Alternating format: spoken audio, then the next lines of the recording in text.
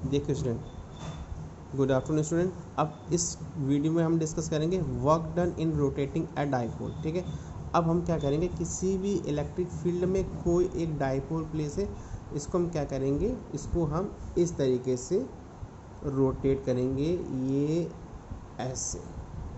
ठीक है ना, ठीक है ना। तो इसको हम क्या बोल देंगे, work done in rotating a dipole, या ये क्वेश्चन कभी कभी इस फॉर्म में पूछा जाता है, potential energy of a dipole in a uniform electric field. ठीक है, तो कोई यहाँ पर ये क्या है, यूनिफॉर्म इलेक्ट्रिक फील्ड दिख रही है। कैसे, ये क्या है, सभी एक दूसरे के पैरेलल हैं। ठीक है, और पैरेलल इलेक्ट्रिक फील्ड हमेशा कैसे होती है, यूनिफॉर्म होती है। ठीक है, अब इस यूनिफॉर्म इलेक्ट्रिक फील्ड में हमने क्या कर दिया, एक डाइपोल रख दिया है। ठीक, -q और +q, जिनके बीच की डिस्टेंस क्या है, 2a। ठीक है, अब हमने क्या किया, ये पहले इस तरीके से रखा था, ये a है और ये b है। a पर रखा -q, b पर रखा +q। ठीक है, और ये क्या कर रहा है, ये इलेक्ट्रिक फील्ड से θ1 एंगल बना रहा है। ये एंगल कितना है, θ1। ठीक है, अब हमने क्या कहा कि इसको थोड़ा सा फोर्स लगा करके हमने इसको इस तरीके से रोटेट कर दिया। रोटेट कर दिया तो इनकी पोजीशन जाहिर सी बात चेंज होगी। ए की पोजीशन चेंज होकर ए डैश हो गई और बी की पोजीशन चेंज होकर बी डैश हो गई। ठीक है, अब इसका एंगल कितना हो गया इलेक्ट्रिक फील्ड से, हमने कंसीडर कर लिया θ2। ठीक है ना, तो इसका डिस्प्लेसमेंट कितना हुआ, डिस्प्लेसमेंट कौन सा, देखो अब यहाँ पर डिस्प्लेसमेंट क्या हो रहा है, एक एंगल फॉर्म कर रहा है।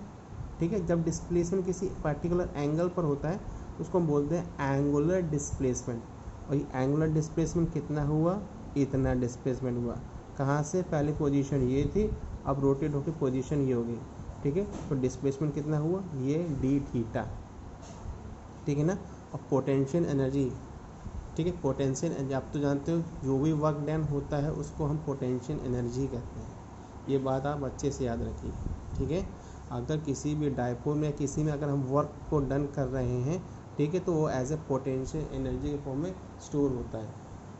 ठीक है स्टूडेंट, तो आप इतना आप अपने तरीके से लिख सकते हैं कि consider a dipole of length 2a having place in a uniform electric field. ठीक है, ठीक है, let amount of work done in rotating a dipole from one position to another position. ये वन पोजीशन थी, फोर्स लगाया तो इसकी position change हो गई। ठीक है, अब यहाँ से यहाँ तक पोजीशन चेंज करने में क्या हुआ, हमको वर्क डन करना पड़ा। ठीक है, ठीक है ना, इतना समझ में आ गया। अब देखो बेटा, अब ये जो एंगुलर डिस्प्लेसमेंट है ये कितना हो रहा है, dθ हो रहा है, और d जो रिप्रेजेंट है, आप पीछे से अच्छी तरह से स्टडी करते आ रहे हो, d किसी स्मॉल वैल्यू को रिप्रेजेंट कर रहा है। ठीक है, जब यहाँ एंगुलर डिस्प्लेसमेंट कितना हुआ, स्मॉल हुआ, तो जो वर्क डन होगा, जो वर्क होगा उसमें वो भी स्मॉल ही होगा। ठीक है, तो हमने क्या कर लिया, dw। ठीक है, dw क्या है, is the small amount of work done in rotating a dipole through dθ। ठीक है ना, dθ एंगल पे किसी भी डाइपोल को रोटेट कराने पर जो वर्क डन हो रहा है, हमने उसको कंसीडर कर लिया dw। ठीक है, ठीक है ना, और वर्क डन का फॉर्मूला क्या होता है, फोर्स इनटू डिस्प्लेसमेंट। क्योंकि बेटा यहाँ पर फोर्स लगाकर कोई मोशन तो हो नहीं रहा है, कोई लीनियर मोशन तो हो नहीं रहा है, यहाँ पर क्या हो रहा है, केवल रोटेशन ही हो रहा है। और रोटेशन के लिए मैंने बताया था पिछले वीडियो में कि रोटेशन हमेशा तभी होता है जब उस पर टॉर्क प्रोड्यूस होता है। ठीक है, torque is also a kind of force. ठीक है ना, तो यहाँ फोर्स के लिए क्या कंसीडर करेंगे, टॉर्क। ठीक है, तो dw is equal to force. ठीक, और डिस्प्लेसमेंट कितना हुआ, यहाँ पर एंगुलर डिस्प्लेसमेंट हुआ dθ। ठीक है, वर्क डन का फॉर्मूला आपने क्या पढ़ा है, फोर्स इनटू डिस्प्लेसमेंट। ठीक है, यहाँ फोर्स की जगह हो गया टॉर्क और डिस्प्लेसमेंट की जगह क्या आ गया dθ, क्योंकि डिस्प्लेसमेंट यहाँ एंगल बेस पर हो रहा है। ठीक है, अब फोर्स तो यहाँ फोर्स किस फॉर्म में प्रोड्यूस हो रहा है, टॉर्क के फॉर्म में, क्योंकि ये रोटेट हो रहा है और रोटेशन हमेशा टॉर्क की वजह से ही होता है। ठीक है, और पीछे मैंने लास्ट वीडियो में अगर टॉर्क का फार्मूला बताया था, PE sin θ। dw है, टाउ की जगह PE sin θ रखा और dθ। ठीक है, अब क्या करेंगे, हम बहुत साथ इंटेरिगेशन कर देंगे, इंट्रीगेशन। ठीक है, w का कैसा था, पहले तो ये था w 0 था। ठीक है ना, अब हमने क्या कर दिया, इसको रोटेट कराया तो w वर्क डन हो गया, तो इसकी लोअर लिमिट हो गई 0, अपर लिमिट हो गई w। ठीक है, अब इधर बात करते हैं। ठीक है, पहले एंगल कितना था, θ1, तो लोअर हो गया θ1, फिर फाइनली जो एंगल था वो कितना हो गया θ2, अपर कितना हो गया θ2, P E sine theta d theta.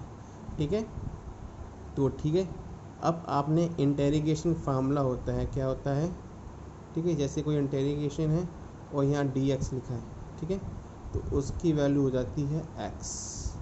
ठीक है, जैसे यहाँ कुछ नहीं था, यहाँ डी डब्ल्यू था, तो डी डब्ल्यू का क्या हो गया डब्ल्यू। ठीक है, और ये लिमिट लग गई 0 डब्ल्यू।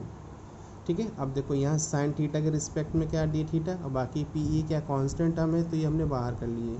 ठीक है, क्यों, क्योंकि ये इसका फैक्टर नहीं, ये किसका फैक्टर है, साइन थीटा का।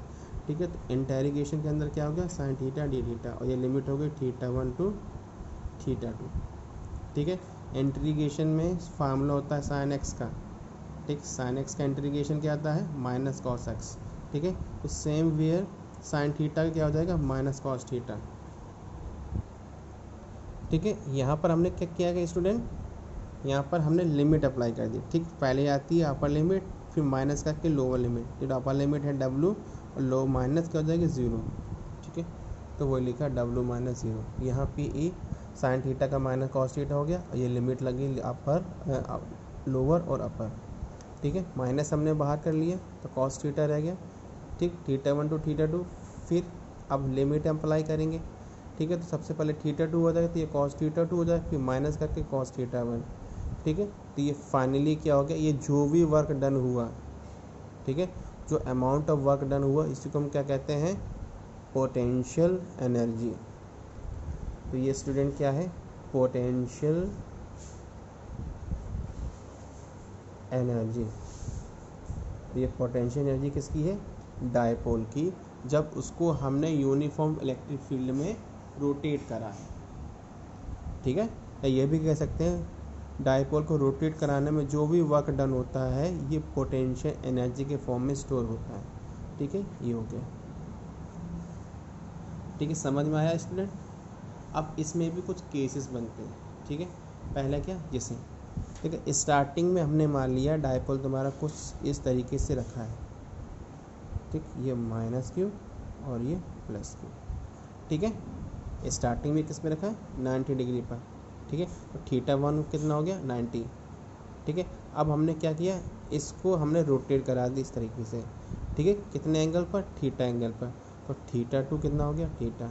ठीक है, अब ये वैल्यू क्या की, हमने इस फॉर्मूले में पुट कर दी, u equal to minus P E cos theta के जू की जगह कॉस थीटा हो गया, माइनस कॉस θ1 की जगह कॉस 90। ठीक है, और कॉस 90 की वैल्यू कितनी होती है स्टूडेंट, आपको पता है 0। ठीक है, तो ये फाइनली क्या हो जाएगा, u equal to minus P E cos theta. ठीक है, और आपने वेक्टर फॉर्म पढ़ा रखा है, ये पी ई कॉस थीटा किसका प्रोडक्ट होता है, p डॉट ई। ठीक है, और साइन थीटा किसका होता है, क्रॉस का। ठीक है ना, तो इसको हम वेक्टर के फॉर्म में लिख सकते हैं, u equal to minus P vector dot E vector. ठीक है, ओके। अब दूसरा केस क्या है इसी में। ठीक है, अब हमने क्या डायपोल कुछ इस रखा था। ठीक है, नीचे पॉजिटिव, ऊपर नेगेटिव ले लिया, नीचे पॉजिटिव ले लिया। ठीक है, अब देखो ये इलेक्ट्रिक फील्ड है, ये पॉजिटिव ये नेगेटिव, तो जैसे ही हम इसको इस तरीके से परपेंडिकुलर रखेंगे तो ये क्या हो गया, ये अट्रैक्शन फोर्स की वजह से ये नेगेटिव पॉजिटिव की तरफ अट्रैक्ट होगा और पॉजिटिव नेगेटिव तरफ, तो कुछ इस तरीके से पोजीशन बन जाएगी। ठीक है, समझ में आया, ओके। ठीक है ना, अब देखो ये positive to negative electric field की भी डायरेक्शन होती है, और जो तुम्हारा मूवमेंट होता है डायपोल मूवमेंट, उसकी भी डायरेक्शन क्या है, पॉजिटिव टू नेगेटिव होती है। ठीक है, ई की डायरेक्शन भी यही, पी की डायरेक्शन यही, तो दोनों डायरेक्शन सेम होती है। थीटा क्या होता है 0। ठीक है, याद आया। और यहाँ पर जो थीटा रिप्रेजेंट करता है, ये एंगल किसके बीच में शो कर रहा है, पी और ई के। थीटा क्या शो कर रहा है, पी और ई के बीच का एंगल शो कर रहा है, यहाँ पर भी वही है। ठीक है, थीटा की वैल्यू कितनी आई 0। ठीक है, तो कॉस थीटा की जगह क्या प्लेस कर देंगे 0, तो u equal to minus P cos 0 हो जाएगा, और कॉस 0 की वैल्यू 1। ठीक है, तो ये जो वर्क डन यहाँ हो रहा है वो कितना हो रहा है, मिनिमम। क्यों, हमने तो कुछ वर्क डन किया नहीं, हमने केवल ये रखा, ऐसे रख दिए बस, वो केवल फोर्स ऑफ अट्रैक्शंस की वजह से ऑटोमेटिक अपने आप रोटेट हो जाएगा ऐसे। ठीक, हमने तो कोई इसमें एक्सटर्नल एफर्ट या एक्सटर्नल फोर्स तो अप्लाई नहीं किया, जिसकी वजह से हमने इस इलेक्ट्रिक फील्ड की अगेंस्ट हमको वर्क करना पड़ा हो। ठीक है, हमने इसको इस तरीके से कहा, वो ऑटोमेटिक फोर्स ऑफ अट्रैक्शन की वजह से ऐसे हो जाएगा। ठीक है, तो इस केस में जो पोटेंशियल एनर्जी बनती है वो होती है मिनिमम। ठीक है ना स्टूडेंट, समझ में आया? ओके, अब इसमें एक केस और आता है, ठीक, मैक्सिमम का। ठीक है, इस कंडीशन को हम स्टेबल इक्विलिब्रियम भी कहते हैं। स्टेबल क्यों? क्योंकि ये यहाँ पर रखा था, फोर्स ऑफ अट्रैक्शन की वजह से ऐसे हो गया, और दोनों तरफ से क्या फोर्स ऑफ अट्रैक्शन बढ़ रहा है। ठीक है, इसकी पोजीशन चेंज नहीं होगी, ये तो ये क्या हो गया, ऑटोमेटिक स्टेबल हो जाएगा। ठीक है ना स्टूडेंट्स, ओके। अब हमने क्या किया सेकंड में कि हमने इस डायपोल को 180 डिग्री रोटेट कर दिया है। ठीक है, क्या कर दिया, 180 डिग्री, मतलब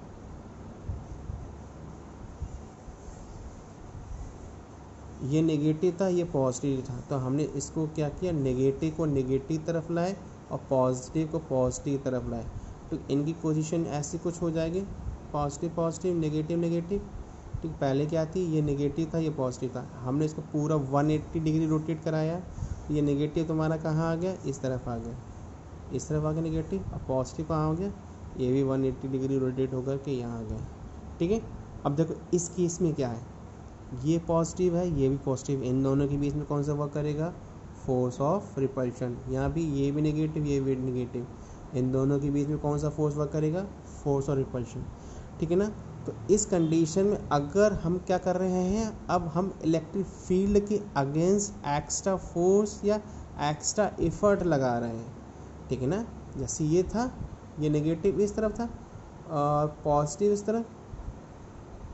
ठीक है, अब हमने क्या किया, इसको एक्सटर्नल फोर्स लगाकर कुछ ऐसा किया, ऐसा किया हमने ये।